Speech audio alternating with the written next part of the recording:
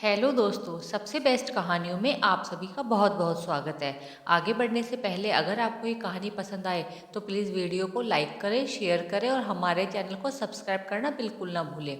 तो चलिए बिना देर किए कहानी की शुरुआत करते हैं। माँ जी, मेरी तरफ से ये पैसे रख लीजिए।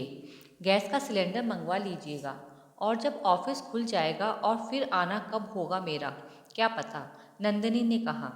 रहने दे, अपने पैसे अपने पास में रख ले। नहीं चाहिए तेरी भीख, नंदिनी की सास ने कहा।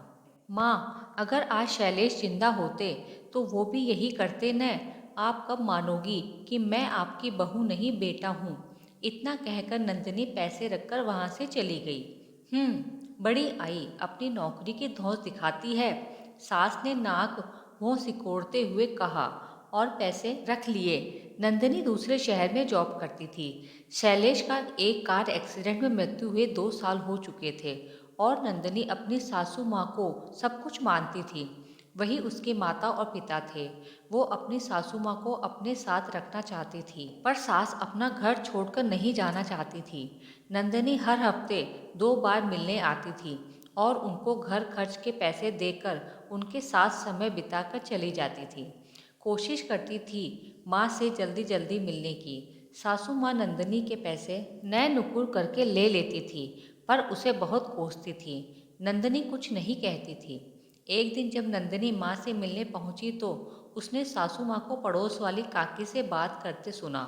काकी कह रही थी, अब तुम नंदिनी की दूसरी शादी कर दो, कब तक यहाँ बैठा कर रखोगी। सास ने कहा, सही कह रही हो काकी, अब यह भी तो बोझ बन गई है।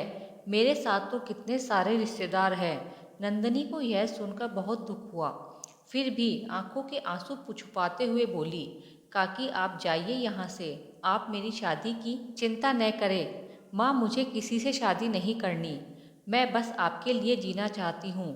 मैं अकेले ही। अचानक सासू माँ को चक्कर आ गए और वहीं जमीन पर बेहोश हो गिर पड़ी। नंदिनी माँ माँ कहती हुई माँ की तरफ दौड़ी। उसने तुरंत डॉक्टर को बुलाया। इनके शरीर में खून की कमी आ गई है, खून चढ़ाना जरूरी है। डॉक्टर ने कहा, डॉक्टर साहब मैं इनका बेटा हूँ, मेरा खून चढ़ा दीजिए। नंदिनी ने कहा। नंदिनी का खून माँ के खून से मैच कर गया और सासू माँ को खून चढ़ा दिया गया।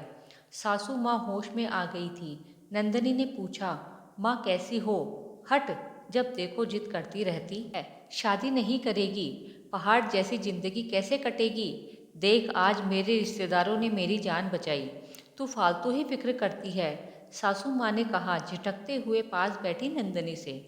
कैसे रिश्तेदार माँ जी? नंदिनी जैसी बहू पाके आपको भगवान का शुक्रिया अदा करना चाहिए। नंदिनी ने तो वह काम किया है जो कोई सगा बेटा भी नहीं करता। रिश्तेदार तो कोई नहीं आया आपका, हीरा है आपकी बहू। यह न होती तो आपका बच पाना मुश्किल ही नहीं नामुमकिन था। इसने ही अपना खून देकर आपको बचाया है। नियति का खेल भी देखो, आपका खून केवल इससे ही मैच हुआ, यह तो आपके बेटे से भी बढ़कर है, डॉक्टर ने कहा। यह सुनकर सासू माँ की आंखों से अश्रुधारा बह निकली।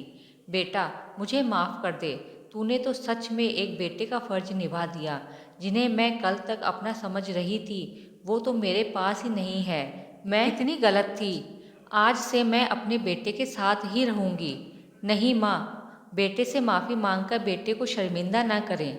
अब तो आप अपने बेटे के साथ ही जाएंगी, नंदिनी ने माँ के गोद में सर रखकर कहा। सास ने नंदिनी को अपनी छाती से लगा लिया और दोनों खुशी खुशी रहने लगी।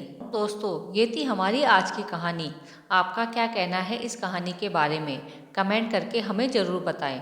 वीडियो को लाइक कर दीजिए और इसी तरह की कहानियाँ लगातार देखने के लिए चैनल को सब्सक्राइब करके घंटी को दबाकर ऑल पर सेट कर लीजिए, ताकि आने वाली वीडियो का नोटिफिकेशन आपके पास तुरंत पहुँचे।